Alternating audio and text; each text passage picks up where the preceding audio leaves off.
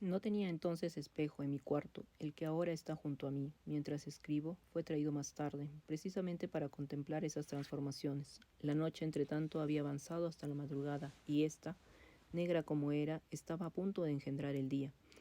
Las gentes de mi casa dormían sumidas en las horas de sueño más pesado y, enardecido como estaba por la esperanza y el triunfo, decidí aventurarme en mi nueva forma hasta mi alcoba. Crucé el patio y pensé que las constelaciones desde allá arriba me miraban con asombro, la primera criatura de tal especie que su insomne y vigilancia les había revelado desde la eternidad. Me deslicé por los pasillos, un extraño en mi propia casa, y al llegar a mi cuarto vi por primera vez la fisonomía de Edward Hyde. Debo hablar aquí solo como hipótesis, diciendo no lo sé qué, sino lo que imagino más probable. El lado malo de mi naturaleza era menos robusto y estaba menos desarrollado que el lado bueno, al que acababa de deponer. Además, en el curso de mi vida, que después de todo, en sus 9 décimas partes había sido de esfuerzo, virtud y dominio de mí mismo, el lado malo había sido mucho menos ejercitado y se había gastado menos, y de aquí vino a resultar, según pienso, que Edward Hyde fuera mucho más pequeño, más delgado y más joven que Henry Jekyll. Así como la bondad resplandecía en el semblante del uno, la maldad estaba escrita, clara y patente en la cara del otro. El mal, además, que aún debo creer que sea la parte mortal del hombre, había dejado en aquel cuerpo una impresión de deformidad y de ruina. Y sin embargo, cuando contemplé la fealdad de aquella imagen en el espejo, no sentí repugnancia alguna, más bien lo recibí como un impulso de alegría. Aquel era también mi propio ser, parecía natural y humano. A mis ojos representaba una imagen más viva del espíritu. Parecía más directa y simple que la apariencia imperfecta y compleja que hasta entonces me había acostumbrado a llamar mía. Y hasta ese punto, sin duda, tenía yo razón. He observado que cuando revestía la forma de Edward Hyde, nadie podía acercarse a mí por primera vez sin sentir rechazo. Esto, según puedo interpretar, debido a que todos los seres humanos con quienes tropezamos son un compuesto del bien y del mal, y únicamente Edward Hyde en las filas de la humanidad era puro mal.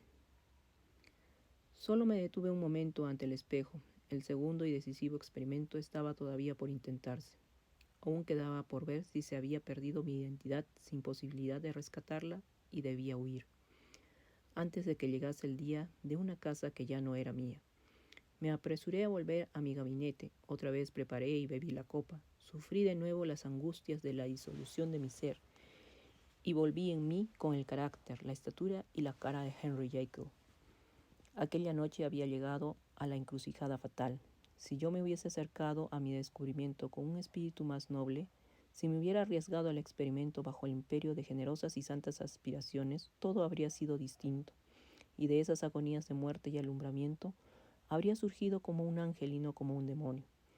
La droga carecía en su acción de discernimiento, no era divina ni diabólica, no hacía sino quebrantar las puertas de la prisión, y como los cautivos de Philip, lo que estaba dentro se escapaba. En aquel tiempo mi virtud adormecía a mi maldad, que su propia ambición mantenía despierta y estaba al acecho y pronta para aprovechar la ocasión. Y lo que afloraba era Edward Hyde. De aquí que si bien tenía yo ahora dos caracteres, así como dos apariencias, uno era pura maldad y el otro seguía siendo el antiguo Henry Jekyll, aquella mezcla incongruente de cuya reforma y mejora estaba cansado. La tendencia era, pues, claramente hacia lo peor. En aquel tiempo aún no había podido vencer mi aversión a la seca aridez de una vida de estudio. Aún sentía a veces inclinaciones livianas, y como mis gustos eran, por no decir más, indignos y era no solo muy conocido y altamente considerado, sino que me iba acercando a la madurez, esta incoherencia de mi vida se iba haciendo más insoportable cada día. Fue por aquí por donde mi nuevo poder me tentó hasta que me convirtió en su prisionero. No tenía más que apurar la copa, despojarme del cuerpo del eminente profesor y ponerme, como si fuera un gabán, el de Edward Hyde. La idea me hizo sonreír, me parecía en aquel entonces una cosa divertida e hice mis preparativos con escrupuloso cuidado. Tomé y amueblé aquella casa en el Soho, hasta la cual fue, siguiéndome la policía, el rastro de Hyde, y admití como ama de llaves a una persona de la que sabía muy bien que era callada y sin escrúpulos. Por otra parte, anuncié a mis criados que un Mr. Hyde, cuya descripción les hice, iba a tener toda libertad y poder en mi casa de la plaza, y para evitar cualquier tropiezo, incluso fui allí y me convertí en alguien familiar a todos con mi segunda personalidad.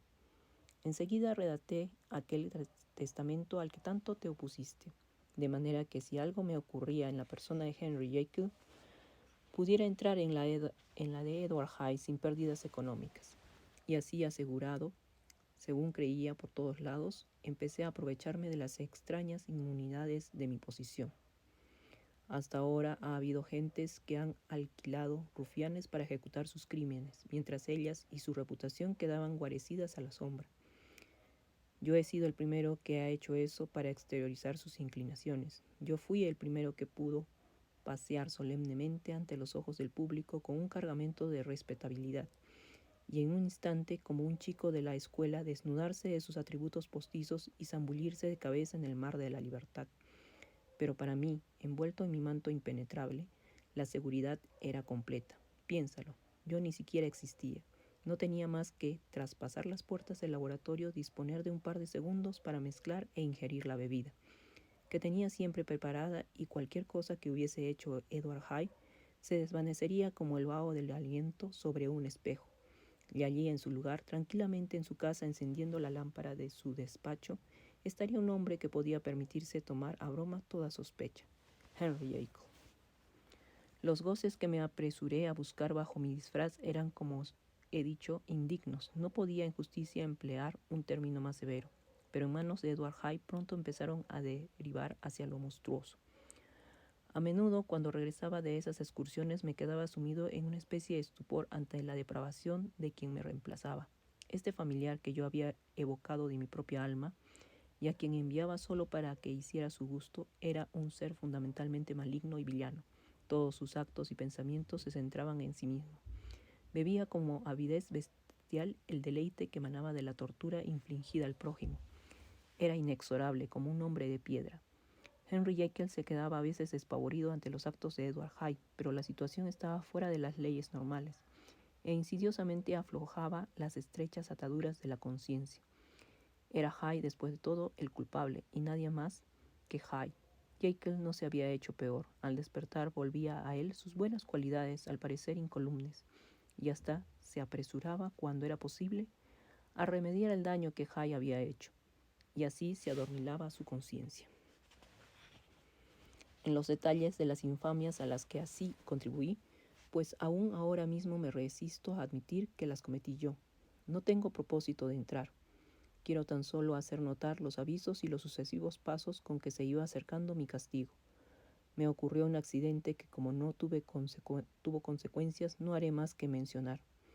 Un acto de crueldad contra una niña despertó la cólera de un transeúnte a quien reconocí el otro día en la persona de tu pariente.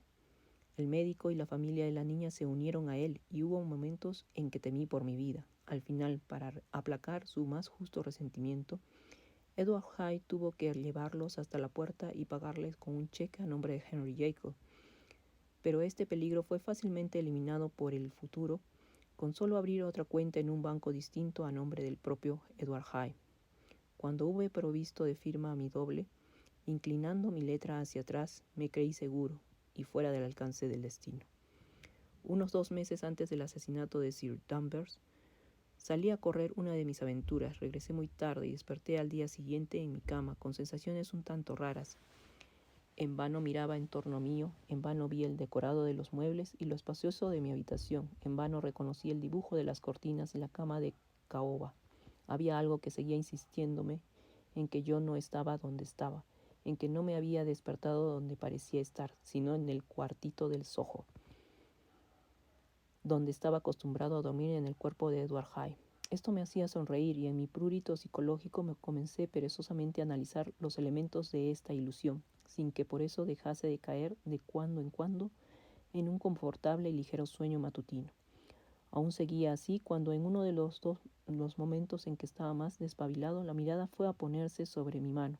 Pues bien, la mano de Henry Jekyll era, como tú has observado a menudo, profesional en forma y tamaño. Era grande, firme, blanca y proporcionada. Pero la mano que ahora veía con harta claridad A la luz amarilla de una mañana en el centro de Londres,